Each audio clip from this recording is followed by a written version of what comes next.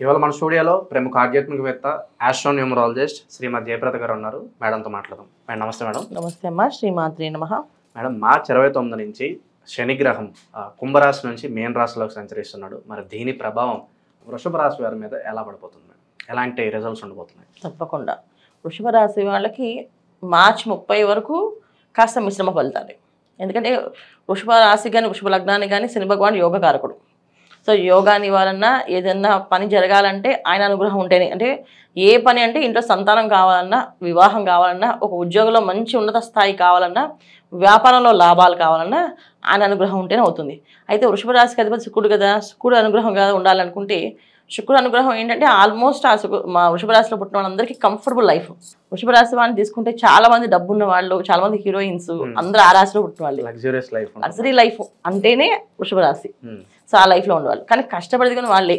ఎంత luxury life ఉన్నా ఇప్పుడు చాలా మంది ఒక స్టార్ హీరోస్ ఉన్నారు ఈ వృషభ రాశిలో పుట్టిన వాళ్ళు. కానీ వాళ్ళు పొద్దున్నే 4ంటికి లేచి ఎక్సర్సైజ్ చేసి వాళ్ళ బాడీ తగ్గించడమో పెంచడమో చేస్తూ ఉన్నారు కదా. బాహుబలి సినిమా మనం చూసాం.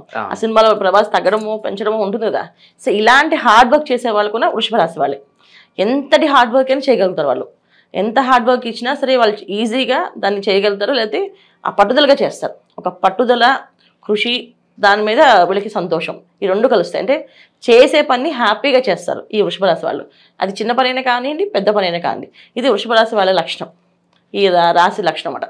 సో వీళ్ళకి శని భగవానుడు ఎందుకు వీళ్ళకి యోగకారకుడు అంటే, వీళ్ళు ఎప్పుడు కూడా ఏ రోజు కూడా పడుకొని తిందామని ఆలోచించరు. ఏదో ఒక పని చేసి తిందాం అనుకుంటారు. ఇవాళ నేను పని చేయకుండా వాళ్ళు ఏదో ఒక డుమ్మా కొట్టేదో అని అనుకునే ఆలోచనే ఉండదు. ఎవరికొక సాయం చేయడమో, ఏదో ఒక పని చేయడమో, లేకపోతే వాళ్ళు ఏదైనా ప్రాక్టీస్ చేయడమో ఎప్పుడు చేస్తూ ఉంటారు. ఏదో ఒక పని చేస్తూ ఉండేవాళ్ళే వృషభ రాశి వాళ్ళు. ఒక్క పని కూడా చేయకుండా ఉండేవాళ్ళు ఎవరు సోమరిపోతారు అనేది జనరల్గా ఉండదు. ఎవరన్నా ఉన్నారంటే వాళ్ళ జాతకంలో ఉండే గ్రహస్థితి బట్టి. కానీ వృషభ రాశి వాళ్ళు కంటిన్యూ వర్క్ హార్డ్ చేసేవాళ్ళు అన్నమాట వీళ్ళు. సో దానివల్ల ఏంటంటే ఎన్ని భోగాలను అనుభవించలేని వాళ్ళు చెప్పాలంటే. ఇంకొంతమందికి ఏంటంటే ఎన్నో అదృష్ట యోగాలు ఉన్నా సరే వాళ్ళు అనుభవించలేరు. చాలామందికి కంఫర్టబుల్ హౌస్ వైఫ్ అనుకోండి. సో వాళ్ళు ఆయన ఏ టైంకి వస్తారు, పాప ఆ టైం చూసుకుంటూ కూర్చుని ఎందుకు వచ్చి ఆయన అలాగే ఇంటికి వస్తారు కదా, లోపలికి వస్తారు కదా, అప్పుడు వడ్డించచ్చు కదా భోజనం. అలా కాదు, ఆయన ఎప్పుడు వస్తారో ఫోన్ చేసి కనుక్కొని, బయలుదేరారా, కార్లో ఉన్నారా, ఎక్కడ దాకా వచ్చారు కనుక్కొని అప్పుడు వెయిట్ చేసి ఆ ఫుడ్ పెట్టడం. ఇది కూడా వృషభ రాశి వాళ్ళే. అంటే సుఖం అనేది వాళ్ళు ఉన్నప్పుడు కూడా పడలేరు, సుఖపడకుండా ఇష్టపడరు. ఆ సుఖపడడానికన్నా అదృష్టం ఉండాలి దానికి. అలాగే వృషభ రాశి వాళ్ళు అనమాట. సో ఇలాంటి లక్షణాలు ఉన్న వాళ్ళు ఈ వృషభ రాశి వాళ్ళు. వీళ్ళకి శని భగవానుడు యోగకారకుడు ఏంటంటే, గత సంవత్సరం నుంచి ఎప్పుడైతే వీళ్ళకి గురువు వృషభ రాశిలో ఉన్నారో అప్పటి నుంచి వీళ్ళకి కాస్తంత ఆర్థికపరమైన ఇబ్బందులు ఉన్నాయి. సో గురువు ఎప్పుడైనా శుభగ్రహాలు శుభస్థానంలో ఉన్నప్పుడు మంచి ఫలితాలు వస్తాయి. ఎందుకంటే శుక్రుడు ఉన్న ప్లేస్లో గురువు ఉండడం అనేది ఒక అదృష్టం. అంటే శుభగ్రహ స్థానంలో శుభగ్రహం ఉండడం అంటే శుక్రుడు పూర్తి శుభగ్రహము, అలాగే గురువు పూర్తి శుభగ్రహం. ఈ రెండు గ్రహాలు శుభగ్రహాలు ఉన్నప్పుడు ఈ శుభస్థానంలో శుక్రుడు వెళ్ళి మీనంలో ఉన్న తర్వాత గురువు వచ్చి వృషభంలో ఉన్న అది శుభస్థానాల కింద వస్తాయి వాళ్ళకి. అయినప్పటికీ కొన్న ధర్మ మార్గము ఇవి ఎక్కువగా ఇష్టపడతారు. కనుక ఇలా ఎవరైనా ధర్మ మార్గం లేకుండా ఎంజాయ్ చేసేవాళ్ళు కానీ కష్టపడే వాళ్ళు కానీ కాస్త స్లో అయిపోయారు. ఎంత స్లో అయ్యారంటే వాళ్ళెవరో, వాళ్ళు ఏంటి, వాళ్ళు ఏం చేస్తారని గుర్తింపు కూడా లేకుండా వెళ్ళిపోయిన వాళ్ళు ఉన్నారు. సో ముఖ్యంగా మీడియా రంగంలో ఉండే వాళ్ళందరికీ కూడా చిన్న వాళ్ళకి పెద్దవాళ్ళకి అందరికీ కూడా ఒక స్టార్డమ్ అనేది లేకుండా పోయింది అండి. సో దానికి ఈ మార్చి 30 నుంచి నాంది పలుకుతుంది. ఏంటంటే 30 తర్వాత శని భగవాన్ ఎప్పుడైతే మీన రాశిలోకి వస్తారో అక్కడి నుంచి వీళ్ళు మళ్ళీ ఒక వెలుగుతారు. వీళ్ళ టైం స్టార్ట్ అయింది. చాలా మంచి టైము, చాలా ఉన్నతమైన స్థానాల్లోకి వెళ్ళే అవకాశాలు వచ్చే అవకాశం కూడా ఈ మార్చి 30 తర్వాత ఉగాది నుంచి వీళ్ళకి బ్రహ్మాండంగా ఉంటుంది. సో ఎంత బ్రహ్మాండంగా ఉంటుందంటే, అది దీపం ఉన్నప్పుడే ఇల్లు చక్కదిద్దుకోవాలంటారు కదా, అలా వీళ్ళు తొందరపడి అన్ని పనులు చక్కగా చేసుకుంటే, ఎందుకంటే ఆయన వస్తే ఇచ్చేస్తాను కాదు, ఆయన కర్మకారకుడు. అంటే ఏంటంటే మనం చేసే ప్రతి పనిలో లెక్క ఉంటుంది ఆయనకి. ఆ లెక్క ప్రకారంగా చేస్తేనే ఇస్తాడు, లేకపోతే ఎవరు తమ్ముడు తనవాడైనా ధర్మం చెప్పాలంటారు కదా, అలా శని భగవాన్ అనమాట.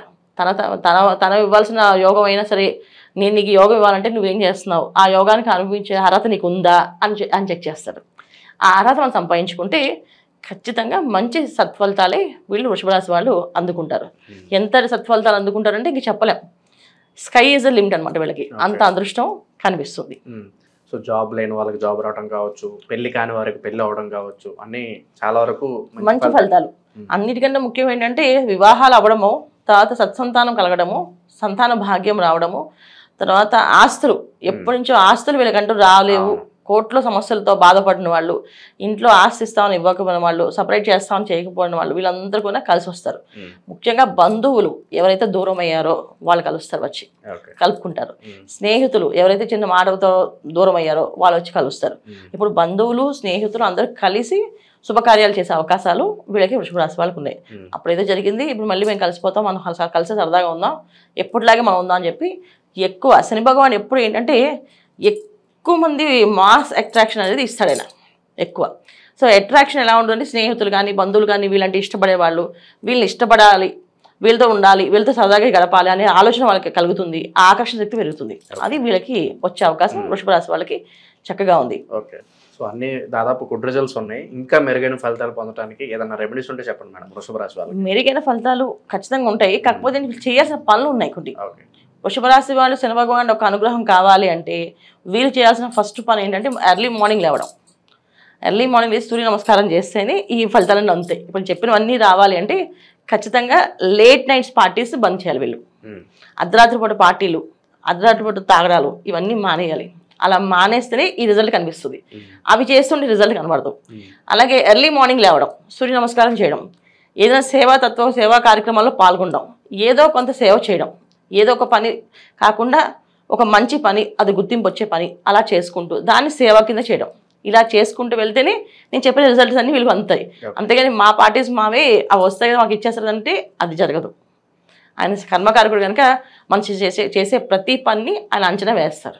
సో మంచి ఉద్యోగం, ఇప్పుడు ఉద్యోగం కోసం చిన్న ఉద్యోగంతో బాధపడేవాళ్ళు ఆయన రోజు కష్టపడుతున్నారు, రోజు ఆఫీస్కి 40 కిలోమీటర్లు ట్రావెల్ చేస్తున్నాడు ఒక బండి మీద, అతనికి మంచి ప్రమోషన్ వచ్చి వాళ్ళ ఇంటికి ఆ దగ్గరలో ఉండే ఆఫీసులో జాబ్ రావచ్చు, లేకపోతే ఈ జాబ్లే పెద్ద ప్రమోషన్ పెద్ద శాలరీకి వచ్చి కారు కొనుక్కునే అవకాశం ఇస్తాడు. అలా అవకాశాలు ఉన్నాయి. అలాగే వ్యాపారంలో కష్టపడతారు, పొద్దున్న లేచి భార్యాభర్త ఇద్దరు కష్టపడుతున్నారు, కానీ వ్యాపారంలో ఒదుగు లేకుండా ఇబ్బంది పడుతున్నారు. వాళ్ళకి ఒకేసారి మంచి ఎవరో ఒక పార్ట్నరు లేకపోతే ఎవరో ఒక స్నేహితులు కలిసి మేము పార్ట్నర్షిప్లో చేద్దాం, ఎక్స్పాండ్ చేద్దాం, ఇది బిజినెస్ ఇలా ఐడియాగా మార్చుదాం, ఇలా మార్చి చేద్దాం అని చెప్పి సలహా చేయడానికి వస్తారు. ఇలా ఎవరైతే కష్టపడుతున్నారో వాళ్ళకి మంచి రిజల్ట్స్, ఎంజాయ్ చేస్తున్నారో వాళ్ళకి మళ్ళీ కాస్త బ్రేక్ పడుతుంది. ఇది వృషభ రాశి వాళ్ళకి చేసుకోవాల్సిన పరిహారాలు మెయిన్. జనరల్ శని భగవానుడు అంటే మనం ఏదైనా శనేశ్వరుడు అనగానే భయపడుతుంటాం, ఇది ఏలాంటి శని ప్రభావం వస్తుంది, అర్ధాష్టమ శని వస్తుంది, అష్టమ శని వస్తుంది అని చెప్పేసి. సో ఎక్కడ మనుషులు ఎక్కడ ఎవరు ఏది క్రమశిక్షణ పెట్టరు, మనలో ఉన్న ఒక రూపం ఏదైతే ఉందో అది బయటపడుతుంది. సో ఆ మనలో ఉన్న రూపాలు ఏంటంటే చాలామందికి మంచితనం అనేది కొంతమంది ఉంటుంది, కొంతమందికి చెడు లక్షణాలు ఎక్కువగా ఉంటాయి. సో చెడు లక్షణాలని కమ్మి దాచిపెట్టేసి మంచి రూపంలో వేసుకుంటూ నడిచే వాళ్ళందరినీ ఆయన ఆ చెడు రూపాన్ని బయట పెడతాడు. అలాగే మంచి లక్షణాలు ఉన్న వాళ్ళకి ఆ మంచి రూపానికి ఒక గుర్తింపు అనేది ఇస్తాడు. అది శని భగవానుడు చేసే మెయిన్ క్రమశిక్షణ.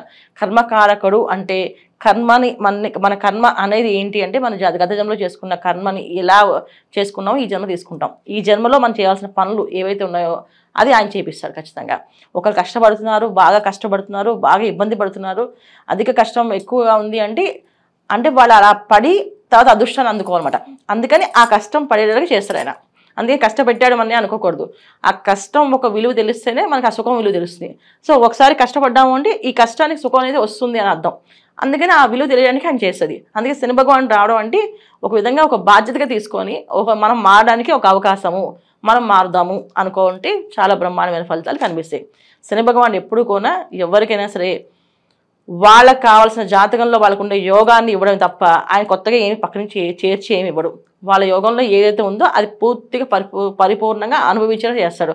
మన జాతకంలో మనం కష్టపడే అవకాశం ఉంది, రాసి ఉంది అంటే కష్టపడతాం. లేదు మన జాతకంలో అదృష్ట యోగం ఉంది అంటే ఖచ్చితంగా అదృష్ట యోగాన్ని అందుకుంటాం. ఈ అదృష్ట యోగానికి ఈ తర్వాత ఈ కష్టపడడానికి కారకుడు ఎవరంటే శని భగవానుడు కర్మకారకుడు. సో అందుకే ఆయన మకర రాశికి కుంభరాశికి అధిపతి అంటే కర్మస్థానం, లాభస్థానం. సో జనరల్గా మనం చూసుకుంటే 10వ స్థానం 11వ స్థానం అవుతుంది. 10వ స్థానం అంటే కష్టపడడం ఎలాగో, 11వ స్థానం అంటే లాభపడడం ఎలాగో. అంటే 10వ స్థానంలో కష్టపడడం నేర్పిస్తే తర్వాత సుఖపడి చూపిస్తాడు ఆయన. ఈ విధంగా ఉంటుంది కనుక శని భగవానుడు యొక్క తత్వాన్ని మనం అర్థం చేసుకొని ఆయనకి ఏది నచ్చుతుంది తీయగా మాట్లాడడము, ఎదుటి వాళ్ళని నొప్పించకుండా ఉండడము, మనం తల్లిదండ్రుల దగ్గర మన భార్య పిల్లల్ని బాధ్యతగా చూసుకోవడము, అలాగే ఈ పద్ధతుల్లో మనం ఎవరితోనైనా మాట్లాడినప్పుడు స్పష్టంగా నిదానంగా చెప్పడము, నచ్చలేదు అని మొహం మీద చెప్పకుండా నచ్చట్లేదు అని నిదానంగా చెప్పడం అనేది చేసుకుంటూ వెళ్తే అన్నీ అనుకూలంగా మారుతాయి. ఇది శని భగవాన్ ఒక తత్వం. చాలా బాగా వివరించారు మేడం, ధన్యవాదాలు. నమస్తే అమ్మ. శ్రీమాత్రే నమః.